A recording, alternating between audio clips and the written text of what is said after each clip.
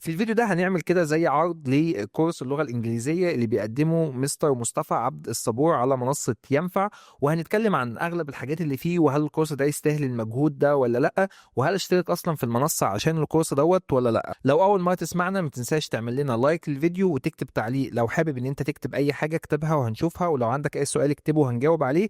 واشترك في القناة وصور سكرين بالاشتراك زي ما أنت شايف كده، وابعتوا لنا واتساب على الرقم دوت، وهتستلم هديتين اول ما تبعت لنا الاشتراك على طول. فمستنيك تشترك في القناه وتبعت لنا السكرين عشان تستلم الهديتين بتوعك، وكمان هنسجل رقمك عشان لو في اي عروض تبدا ان انت تتابعها معانا على الواتساب. ولو عندك اي سؤال تقدر ان انت برضه تساله لنا على الواتساب. بعد كده اول حاجه كده نبدا. اللهم اشرح لي صدري ويسر لي امري واحلل عقده من لساني يفقهوا قولي. اللهم صل وسلم وبارك على سيدنا محمد. طبعا الكورس بيقدمه الاستاذ مصطفى عبد الصبور وهو انجلش انستراكتور. ده كده تعريف بسيط ليه ان هو خبرة اكتر من 7 سنين ويدرس لجميع الاعمار، ومؤسس دكتور انجليش لتعليم اللغة الانجليزية. اول حاجة كده على المستوى ال الشخصي، قبل ان انا ما اعرفوش، يعني ما اعرفش مستر مصطفى معرفة شخصية، بس هو معروف. يعني انا متابعه من زمان من قبل ينفع اصلا، فانا يعني اعرفه من زمان، فهو شخصية معروفة ومعروف بالانجليزي جدا.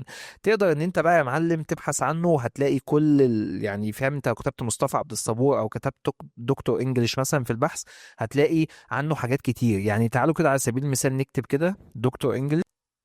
تمام كده، وهنا هنبدأ ندخل على الصفحة اللي ظهرت لنا. مش بيلاقي أي محفز أو علامة يفتكرها بيها لحد ما فقدت الثقة في نفسي خالص، وده بيعطل عملية التحدث بطلاقة. في البداية حاول بس توصل رسالة. الصفحة هنا بتقدم زي نصايح، وهنا هو فيديو لمستر مصطفى عبد الصبور. اشتغل فيها، واول ما قعدت والاتش ار قال لي tell me a little bit about yourself دماغي وقفت. انا بوريك ده ليه؟ بوريك ان الشخص اللي بيدي الكورس ده اولا هو مش شخص مجرد حافظ شويه معلومات وخلاص، لا هو شخص معروف في المجال. ولو جينا بصينا كده على ريفيوز نشوف هل الناس يعني مقتنعه بيه او بتحب طريقته او لا. فهو واحد مثلا كاتب افضل مكان نتعلم فيه لانه بيشتغل على اللي انت محتاجه. تمام. ده عمرو امين. لو جينا دخلنا كده على الاكونت بتاعه نشوف اكونت فيك او حاجه زي كده، لا باين عليه جدا ان هو اكونت شخص طبيعي جدا. ننزل تحت برضه نشوف الباقي، هنبدأ نلاقي الأشخاص المتصورين معاه كومنتس، ناس رأيها وهكذا. فانا من اول الحاجات اللي بحب اعملها قبل ما اشترك اصلا في اي كورس، وان انا اشوف المحاضر يستاهل فعلا ان انا ابذل مجهود معاه بجانب الفلوس. يعني انا بستبعد سكه الفلوس خالص، انا بشوف هل المحاضر دوت، لان وقتي هو اهم حاجه. فالمحاضر كويس اقدر ان انا يعني اكون واثق فيه ان هو هيوصل لي معلومه ولا لا. فاحنا وثقنا كده من الجزئيه دي. تاني حاجه بقى تعالوا نشوف المنصه ونشوف هو بيقدم ايه على المنصه. احنا عندنا كذا كورس على المنصة. يعني لو جينا كده نزلنا من اول تحت خالص هنلاقي اللغة الانجليزية المستوى الاول، اللغة الانجليزية المستوى الثاني، وبعدين المستوى الثالث، بعدين الرابع.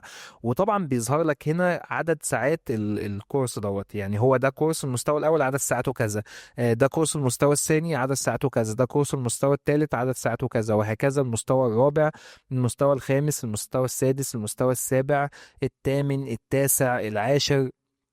يعني ما شاء الله حاجة ممتازة جدا. الحادي عشر، الثاني عشر، وبعدين آخر حاجة خالص واللي هو تركيب الجمل. فأنت هتمشي بيهم بالترتيب من أول كورس تحت، وعامل كورس مخصوص وهو عبارة عن ساعتين لتركيب الجمل بس، لأن دي بتكون أصعب حاجة لأغلب المتعلمين. تمام كده. طيب احنا دلوقتي شفنا الموضوع ماشي ازاي. هل أنا باخد كورس واحد منهم؟ لا، أنت ما بتشترك وبتستخدم برومو كود داود 2 3 اللي ظاهر قدامك دوت، فأنت بتحصل على جميع الكورسات اللي على المنصة، مش كورس الانجليزي بس. يعني انت كل الكورسات اللي على المنصة زي ما انت شايف كده كلها بتفتح لك. تمام. يعني مثلا انت مهتم بحاجات تانية، يعني مثلا انت لو جيت بصيت عليا كده انا مثلا بذاكر كورس باوربوينت وفي نفس الوقت براند استراتيجي. الكورس بتاعي بتاع الاي اي كنت ببص عليه في نفس الوقت مثلا اسباني. فاهم اللي هو حاجات مختلفة. في نفس الوقت برضو انا مهتم بجزئية ان انا فكرة الفلوس وازاي ان انا انظمها وكده. طب الاعلانات الممولة، مهارات البيع، فاهم. ففي حاجات مختلفة كتير قوي موجودة في اكتر من 400 كورس. عشان مش نخرج عن الحيز الطبيعي لينا، احنا كده كده هنعمل فيديوهات عن الحاجات التانية. تعالوا نرجع لموضوع حلقتنا الأساسي وهو كورس اللغة الإنجليزية. من الحاجات اللي بنعملها والناس بتحبها زي ما عملناها قبل كده في كورس الألماني، إن احنا بنوريهم أجزاء من جوه الكورس وطريقة الشرح عشان يشوفوه. فأنت عامة لو جينا مثلا على المستوى الأول واللي خليني اقول لك برضه ان الكورس جامد يعني، وانا بفسر حتى لو انا مش باخد الكورس تفسير منطقي. انت لما تيجي تفتح منصه ينفع من بره هتلاقي هنا قسم اسمه الاكثر مشاهده. يعني انت فوق هنا دي الكورسات اللي انا باخدها، يعني انا مسجل بالايميل ومشترك، فدي الكورسات اللي انا بسمعها دلوقتي. لكن لو نزلنا تحت كده هنبدا نلاقي الاكثر مشاهده. الاكثر مشاهده دي يعني هنلاقي كورس الانجليزي من اكثر الكورسات مشاهده، فده يدل ان هو كويس، الكورس كويس يعني الناس حباه وحابين اسلوب الشرح. فلو رجعنا تاني هنا هنلاقي ان من اول حاجه خالص هو بيقول لك انت هتتعلم ايه اصلا في الكورس ده، وده البرومو اللي انت اصلا تقدر تشوفه بشكل مجاني. تعالوا مثلا نشوف الانترودكشن، هو بيتكلم فيها عن الكورس ده هيكون عباره عن ايه اصلا، فتعالوا كده نسمعها.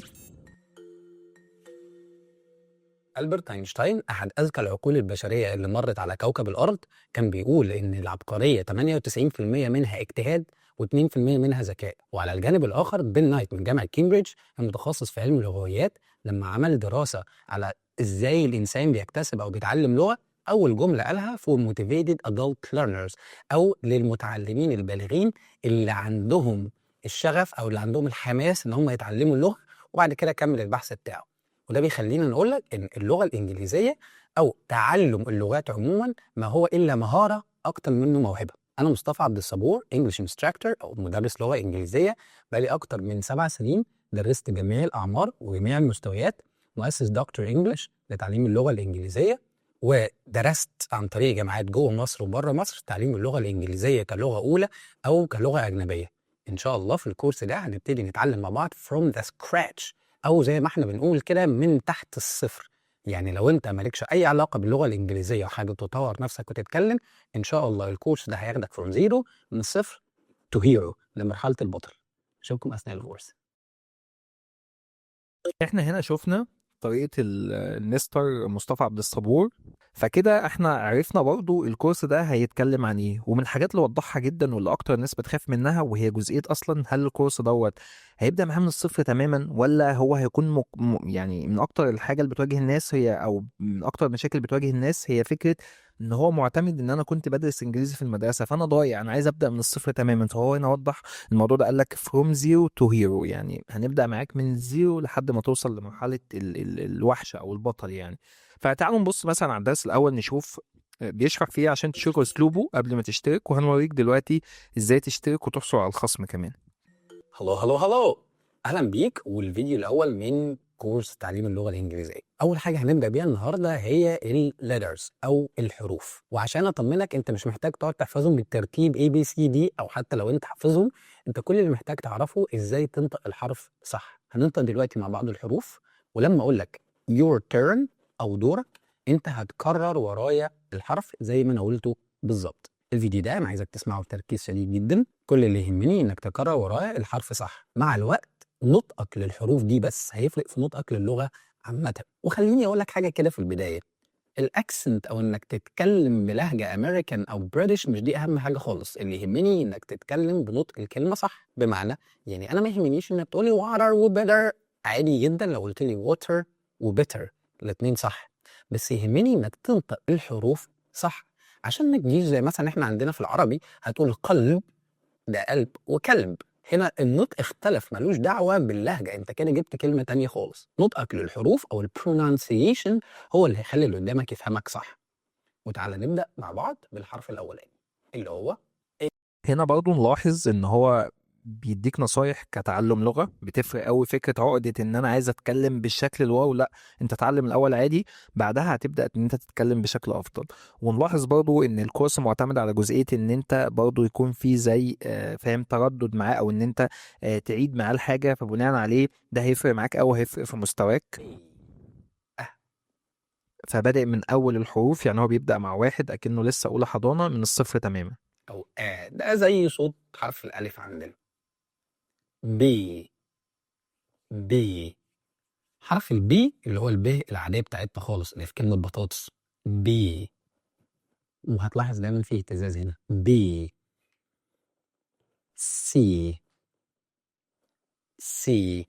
بص بيني وبينك انا مش عارف الحرف ده حاطينه في الانجليزي ليه، لان هو الحرف ده يا اما ليه صوت زي كلمه circle، او ليه صوت ك زي كلمه كات، واحنا اوريدي عندنا حرف الاس وحرف فزي ما احنا ملاحظين كده حديقه او يركن. من الحاجات ماشي معاك نفس الاسلوب. تعالوا نشوف مثلا حلقة تانية، نبص برضه نظرة عامة كده. ويلكم باك، اهلا بيك تاني. زي ما احنا اتفقنا قبل كده ان جزء المراجعه لا يقل اهميه نهائي عن المحتوى الجديد اللي في الفيديو. فاحنا هنراجع دلوقتي محتوى اخر فيديو. هتقول معايا وبصوت عالي. Let's go. A أ B ب C س أو ك. وقلنا بتتقال س. كده كويس جدا. تعالوا بقى نشوف هو بيشرح قاعدة مثلا أو حاجة. هلو. نخش على طول في المفيد اللي هي ريفيجن، المراجعة اللي انت عارف ان انت كده كده هتعملها. في الفيديو اللي فات احنا اتعلمنا ازاي نقدم نفسنا ونقدم ولد او بنت معانا. فلو هقول انا فلان الفلاني هقول My name is مصطفى عبد الصبور. اسمي مصطفى عبد الصبور. My name is مصطفى عبد الصبور. طيب لو انا هسأل انت اسمك ايه هقول What's your name? Repeat the question. تعالوا نسمع الحلقة نفسها ونشوف هو بيشرح الجزئية دي. Welcome back.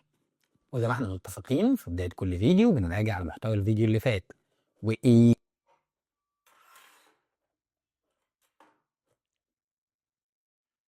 Where are the keys? The keys are under the box. Good job. جميل إنك عملت فيديو المراجعة. وقبل ما أقول لك إحنا هناخد إيه في الفيديو ده، لو ما كنتش عملت جزء المراجعة ارجع اعمله عشان ده مهم جدا. أسلوبه جميل في قوي. الفيديو ده إن شاء الله أنت هتتعلم إزاي تقول اسمك أو تقدم نفسك ببساطة وتقدم حد موجود معاك. وكمان هتعرف إزاي تقول الألقاب بالإنجليزي. الألقاب اللي هي إيه بقى؟ أستاذ وأستاذة وحضرتك وحضرتك. تبقى حاجات مهمة شوية. Hello. My name is مصطفى عبد الصبور. My name is مصطفى عبد الصبور. My name is مصطفى عبد الصبور. Repeat. طبعا تقول لي انا مش اسمي مصطفى عبد الصبور. ماشي اوكي. قول my name is وقول اسمك. My name is. بكده نكون شفنا أسلوب الشرح، والصراحة ممتاز جدا وجميل جدا. أنا خدت كورسات على الأرض وما شاء الله، يعني أنا شايف إن المستوى بتاع الكورس ده جميل جدا جدا جدا بجد يعني.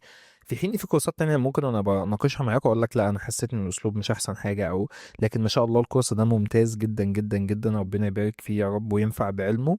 طيب ازاي بقى نشترك وناخد خصم كبير؟ بتيجي هنا على الاسعار او فوق هتلاقي خصم موجود، هتضغط عليه هتلاقي تم تفعيل كود الخصم. هو كده بالشكل دوت انت بتمسح كود الخصم الموجود ده ايا كان، وايا كان السعر لانه بيختلف.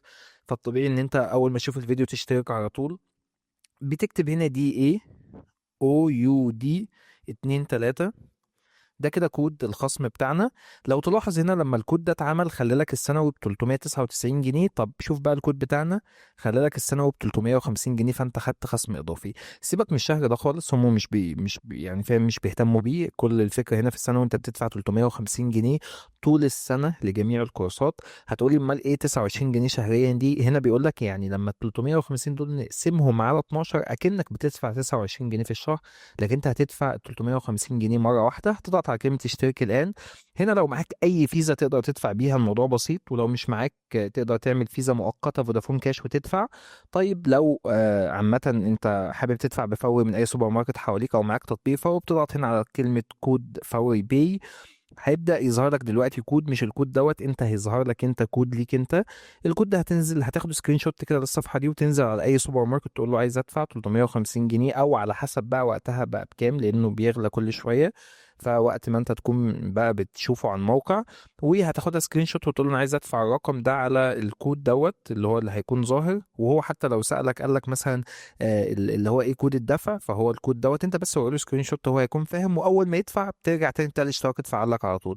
طب واجهتك اي مشكله كلمني على الرقم اللي قدامك دوت، قول لي انا واجهني مشكله كذا. ولو معاك فودافون كاش وحابب تدفع فودافون كاش على طول، مش معاك اي تطبيق او مش في جنبك محل فوري، يعني محل فوري يختصر عليا انا الوقت. لكن انت لو عادي معاك فودافون كاش وعايز تحول فودافون كاش وانا ادفع لك او افعل لك الكود، عادي ما عنديش مشكله. ابعت لي رساله على واتساب على الرقم دوت، قول لي انا عايز اشترك عن طريق فودافون كاش، وهبعت لك الرقم اللي تحول عليه الفلوس، وهتبدا ان انت تصور لي سكرين باللي هو الكود بتاع فوري بعد ما تفعل برومو كود داود 23، وهبدا ان انا ادفعه لك وافعله لك من عندي. بس كده، دي كانت حلقتنا، اتمنى تكونوا استفدتوا، وما تنسوش تبعتوا عشان تستلموا الهديه بتاعتكم.